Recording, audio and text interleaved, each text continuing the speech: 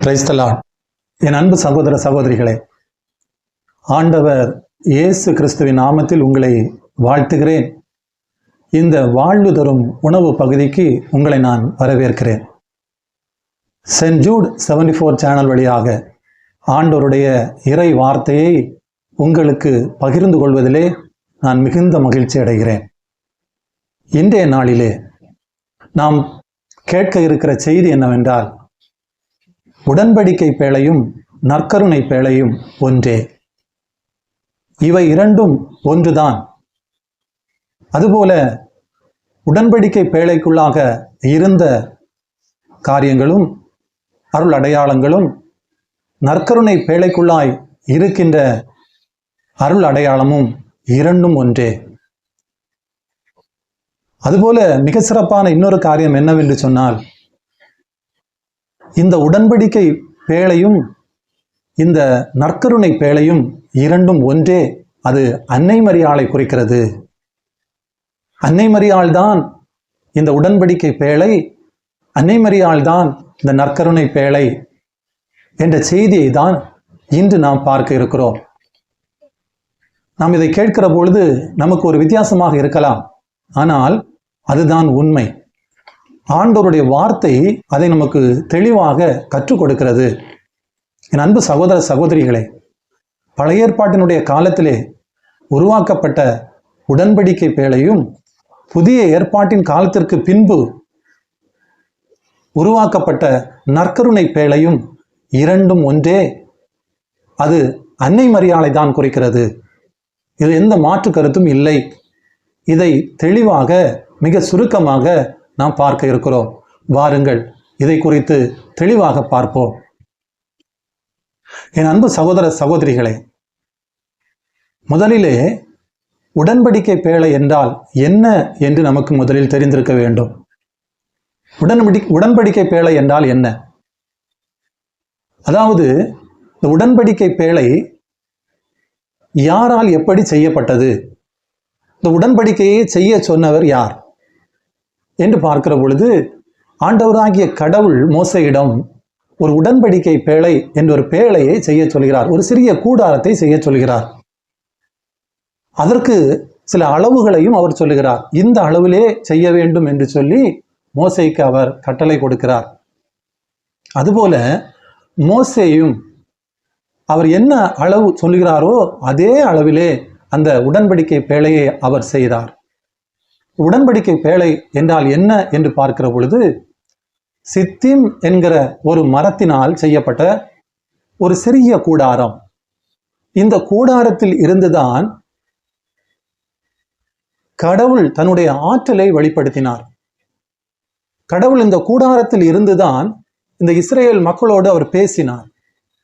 எனவே இந்த உடன்படிக்கை கூடாரம், இந்த உடன்படிக்கை பேழை கடவுளை வழிபடுவதற்கு மிக முக்கியமான ஒரு பேழையாக, கூடாரமாக இருந்தது. இஸ்ரேல் மக்கள் இந்த உடன்படிக்கை பேழையைத்தான் அவர்கள் ஆராதித்தார்கள், அவர்கள் வழிபட்டார்கள்.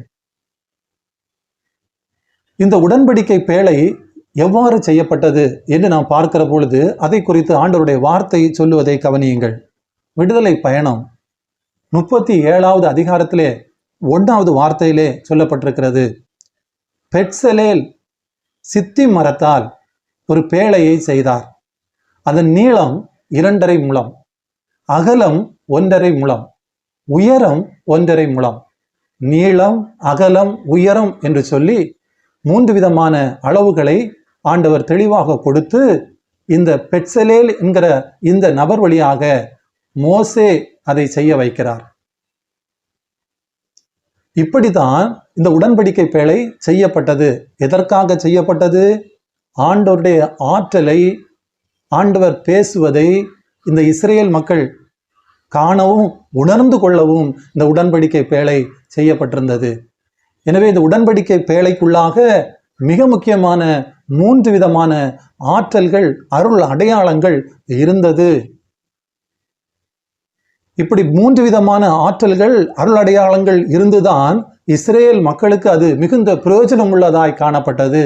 இந்த உடன்படிக்கை பேழை அவர்கள் செல்கிற இடங்களிலெல்லாம் இந்த உடன்படிக்கை பேழை அவர்கள் கொண்டு சென்றார்கள் என்று பைபிள் நமக்கு கற்றுக் கொடுக்கிறது. அன்பு சகோதர சகோதரிகளே, உடன்படிக்கை பேழை என்றால் என்ன என்று நாம் பார்த்தோம். இந்த உடன்படிக்கை பேழைக்கு உள்ளாக என்ன 3 விதமான அருளடையாளங்கள் இருந்தன என்பதையும் நாம் தெரிந்திருக்க வேண்டும். ஆம், இந்த உடன்படிக்கை பேழைக்குள்ளாக 3 விதமான அருள் அடையாளங்கள் ஆற்றல் இருந்தது. முதலாவதாக அதற்குள்ளாய் காணப்பட்டது உடன்படிக்கை கற்பலகை. இந்த உடன்படிக்கை கற்பலகையானது ஆண்டவராகிய கடவுளால் எழுதப்பட்டு மோசேயிடம் கொடுக்கப்பட்டு இந்த உடன்படிக்கை பேழைக்குள்ளாக வைக்கப்பட்டது. ஆதியிலே நாம் பார்க்கிற பொழுது, ஆதியிலே கடவுள் எப்படி இருந்தார்? வார்த்தையாக இருந்தார். இந்த வார்த்தை இந்த உடன்படிக்கை கற்பலகையிலே எழுதப்பட்டு 10 கட்டளைகளாக எழுதப்பட்டு அதன்படியாய் இந்த இஸ்ரேல் மக்கள் நடக்க வேண்டும் என்று சொல்லி மோசேயிடம் ஆண்டவராகிய கடவுள் இந்த உடன்படிக்கை கற்பலகைகளை கொடுத்தார். அதை கொடுத்து சொன்னார், இதை நீ உடன்படிக்கை பேழைக்குள்ளாய் வை என்று சொன்னார். பாருங்கள், விடுதலை பயணம் 25வது அதிகாரத்திலே 16வது வார்த்தையிலே இப்படி சொல்லப்பட்டிருக்கிறது, நான் உனக்கு கொடுக்கும் உடன்படிக்கை கற்பலகைகளை பேழையினுள் வைப்பாய் என்று சொல்லப்பட்டிருக்கிறது. அப்படி என்றால் இந்த உடன்படிக்கை பேழைக்கு உள்ளாக இந்த உடன்படிக்கை கற்பலகை ஆண்டவராகிய கடவுள் வார்த்தையாக அதற்குள்ளாய் இருந்தார் என்று சொல்லப்பட்டிருக்கிறது. என் அன்பு சகோதர சகோதரிகளே, அடுத்ததாக இந்த உடன்படிக்கை பேழைக்கு உள்ளாக ஆரோனுடைய கோல் ஒன்று இருந்தது. இது ஒரு விசேஷித்தமான ஒரு கோல். இது 12 குலங்களுக்கும் ஒரு சோதனை நடக்கிற பொழுது இந்த ஆரோனுடைய கோல் மாத்திரம்தான் துளிர்த்து 10 வாதுமை பழங்களை அது தாங்கியிருந்தது. எனவே அது உயிருள்ள அற்புதங்களையும் அதிசயங்களையும் செய்கிற கோலாக அது ஆரோனுடைய கையிலே அது இருந்தது. இந்த கோலும் இந்த துளிர்த்த 10 வாதுமை பழங்களை தாங்கிய இந்த கோலும் இந்த உடன்படிக்கை பேழைக்கு உள்ளாக வைக்கப்பட்டிருந்தது. என் அன்பு சகோதர சகோதரிகளே, இப்பொழுது முதலிலே வார்த்தையாக உடன்படிக்கை பேழையிலே உடன்படிக்கை கற்பலகை வைக்கப்பட்டிருந்தது. இரண்டாவதாக ஆற்றல் உள்ள இந்த ஆரோனுடைய கோல் இரண்டாவதாக வைக்கப்படுகிறது. இதை குறித்து ஆண்டவருடைய வார்த்தை சொல்லுவதை கவனியுங்கள். எண்ணிக்கை 17வது அதிகாரத்திலே 8வது வார்த்தையிலே இப்படி சொல்லப்பட்டிருக்கிறது, மறுநாள் மோசே உடன்படிக்கை கூடாரத்தினுள் சென்றார். லேவி குலத்திற்காக இருந்த ஆரோனின் கோல் துளிர் விட்டிருந்தது. அது துளிர்த்து 10 வாதுமை பழங்களை தாங்கியிருந்தது என்று சொல்லப்பட்டிருக்கிறது. என் அன்பு சகோதர சகோதரிகளே, இப்படி உயிருள்ளதுமான துளிர்த்து 10 வாதுமை பழங்களையும் தாங்கிய இந்த வல்லமையுள்ள ஆரோனுடைய கோலும் இந்த உடன்படிக்கை பேழைக்கு உள்ளாக வைக்கப்பட்டிருந்தது என்று ஆண்டவருடைய வார்த்தை சொல்கிறது. மூன்றாவதாக மன்னா என்கிற உணவு இந்த உடன்படிக்கை பேழைக்குள்ளாக இருந்தது. இந்த மன்னாவை குறித்து நாம் கேள்விப்பட்டிருக்கிறோம். இந்த மன்னாவை தான் இஸ்ரேல் மக்கள் எகிப்து தேசத்திலிருந்து விடுதலை பெற்று கானான் தேசத்திற்கு போவதற்கு முன்பாக 40 வருடங்களாக அவர்கள் வானத்திலிருந்து பொழியப்பட்ட கடவுளால் கொடுக்கப்பட்ட இந்த மன்னா என்கிற உணவை தான் அவர்கள் உண்டு வந்தார்கள். அதை உண்டுதான் அவர்கள் வாழ்ந்தார்கள். இந்த உணவு ஒரு நாள் மாத்திரமே இருக்கும். அடுத்த நாள் பார்க்கிற பொழுது அது புழு பிடித்து நாற்றம் எடுக்கும். ஆனால் இந்த ஆண்டவராகிய கடவுள் மோசேயிடம் சொல்கிறார், இந்த மன்னாவிலே 2 படி அளவு எடுத்து அதை ஒரு கலசத்திலே வைத்து அதை இனி உடன்படிக்கை பேழைக்குள்ளாய் வைப்பாய், அது அழியாத உணவாக அதற்குள்ளாய் இருக்கும் என்று அவர் சொன்னார். பாருங்கள், அதை குறித்து ஆண்டவருடைய வார்த்தை என்ன சொல்கிறது என்று. விடுதலை பயணம் 16வது அதிகாரத்திலே 33, 34 வார்த்தைகள் சொல்கிறது. மோசே ஆரோனை நோக்கி, நீர் ஒரு கலசத்தை எடுத்து அதில் 2 படியளவு மன்னாவை எடுத்து வையும், தலைமுறை தோறும் அழியாமல் காக்குமாறு அதனை ஆண்டவர் திருமுன் எடுத்து வையும் என்றார். ஆண்டவர் மோசேக்கு கட்டளையிட்டபடி ஆரோன் அதனை உடன்படிக்கை பேழையிலே பாதுகாப்பாக வைத்தார் என்று சொல்லப்படுகிறது. என் அன்பு சகோதர சகோதரிகளே, பழைய ஏற்பாட்டினுடைய காலத்திலே காணப்பட்ட இந்த உடன்படிக்கை பேழைக்கு உள்ளாக இந்த 3 விதமான ஆற்றல்கள் உள்ளடங்கி இருந்தது. அதனால்தான் இஸ்ரேல் மக்கள் அந்த பேழையிலிருந்து ஆண்டவருடைய சத்தத்தை அவர்கள் கேட்டார்கள். இந்த பேழை மூலமாய் ஆண்டவர் பேசியதை அவர்கள் கேட்டார்கள். இந்த பேழை, உடன்படிக்கை பேழையை தாங்கள் செல்கிற இடமெல்லாம் அவர்கள் தூக்கி சென்றார்கள். காரணம் என்னவென்று சொன்னால், அது அற்புதங்களையும் அதிசயங்களையும் அது செய்தது. அது அவர்களை வழி நடத்தியது. எனவே இந்த உடன்படிக்கை பேழைக்கு உள்ளாக இந்த 3 விதமான ஆற்றல்கள் இருந்தது. இந்த 3 விதமான ஆற்றல் தான் இப்பொழுது மனு உருவாகி, இந்த வார்த்தையாய் இருந்த இந்த கடவுள் மனு உருவாகி அன்னை மரியாளுடைய வயிற்றிலே குழந்தையாக உதித்தார் என்று சொல்லப்பட்டிருக்கிறது. அவர் உண்டாக்கப்பட்டவர் அல்ல, அவர் உருவாக்கப்பட்டவர் அல்ல, அவர் உதித்தவர் என்று சொல்லப்பட்டிருக்கிறது. திரு அவை நமக்கு இதை கற்றுக் கொடுக்கிறது. ஆம் அன்பு சகோதர சகோதரிகளே, இந்த உடன்படிக்கை பேழைக்கு உள்ளாக இருந்த 3 விதமான ஆற்றலும் ஒன்றிணைந்துதான் அன்னை மரியாளுடைய வயிற்றிலே குழந்தையாக உதித்தது. வார்த்தையாய் இருந்தவர் மனு உருவானார். ஆரோனுடைய கோல் ஆற்றல், தூய ஆவியினுடைய ஆற்றல் இந்த அன்னை மரியாளுடைய வயிற்றிலே குழந்தையாய் மனு உருவானது. இந்த மன்னா என்கிற உணவு இப்பொழுது ஆண்டவருடைய சரீரமாய் அங்கு உருமாற்றம் அடைந்தது. எனவே இப்பொழுது அன்னை மரியாளுடைய வயிற்றிலே காணப்படக்கூடிய இந்த குழந்தை, இந்த உடன்படிக்கை பேழைக்குள்ளாய் காணப்பட்ட இந்த 3 விதமான ஆற்றல்களையும் கொண்டதாக இப்பொழுது உடன்படிக்கை பேழையாக அன்னை மரியாளுடைய வயிறு காணப்படுகிறது. குழந்தையாக இருந்த இந்த இயேசு பிறந்து வளர்ந்து அவர் சிலுவையிலே அறையப்படுவதற்கு முன்பு, அவர் காட்டி கொடுக்கப்படுவதற்கு முன்பாக இரவு உணவு உட்கொள்ள அவர் ஆசைப்பட்டார். திருவிருந்து என்ற ஒரு நிகழ்வை அவர் நடத்தினார். அந்த நிகழ்வு எதற்காக நடத்தப்பட்டது என்று சொன்னால், அவர் தன்னுடைய சரீரத்தை உலகத்திற்கு வாழ்வளிக்கிற உணவாக அவர் கொடுக்க போகிறார் என்று சொல்லினுடைய ஒரு அர்த்தமாக, ஒரு முன்னோட்டமாக தான் இந்த நிகழ்வானது நிகழ்த்தப்பட்டது. பாருங்கள், அதை குறித்து யோவான் 6வது அதிகாரத்திலே 51வது வார்த்தையிலே சொல்லப்படுகிறது. விண்ணகத்திலிருந்து இறங்கி வந்த வாழ்வு தரும் உணவு நானே. இந்த உணவை எவராவது உண்டால் அவர் என்றுமே வாழ்வார். எனது சதையை உணவாக கொடுக்கிறேன், அதை உலகு வாழ்வதற்காக கொடுக்கிறேன் என்று சொன்னார். ஆண்டவர் இறந்து உயிர்த்தெழுவதற்கு முன்பாக இந்த இரவு உணவின் போது, இந்த திருவிருந்தின் போது, இந்த தன்னுடைய உடலை, தன்னுடைய சதையை அவர் உணவாக கொடுக்கிறார். உலகம் வாழ்வு அடையும் பொருட்டு அதை கொடுக்கிறார்.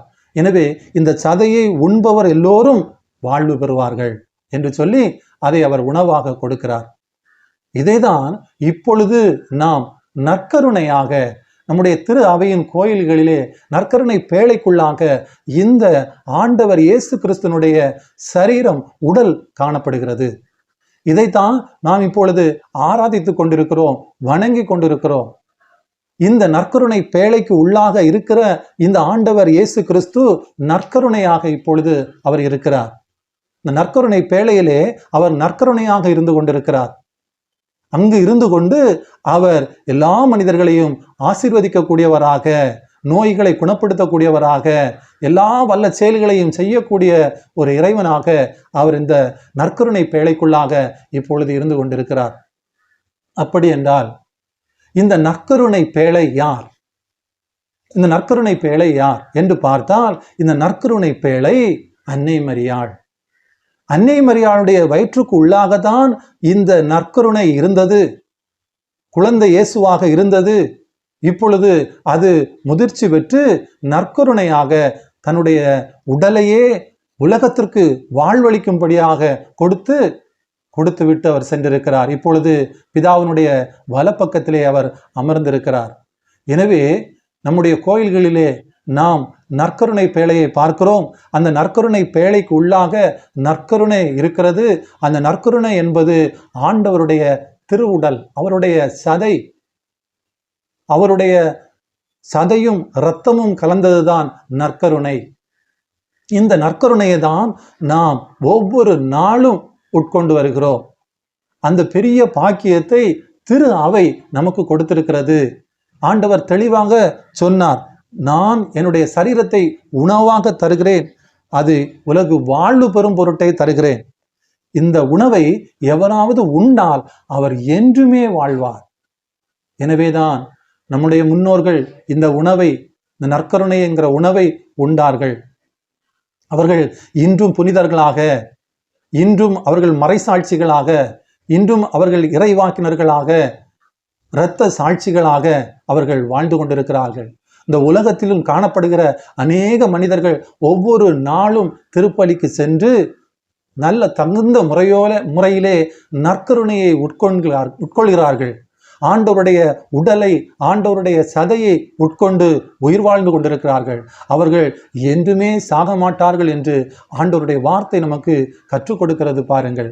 எனவே என் அன்பு சகோதர சகோதரிகளே, உடன்படிக்கை பேழைக்குள்ளாக அந்த காணப்பட்ட அந்த உடன்படிக்கை பேழையும் இந்த நற்கருணை பேழையும் இரண்டும் ஒன்றே. இந்த இரண்டுமே அன்னை மரியாளை தான் குறிக்கிறது.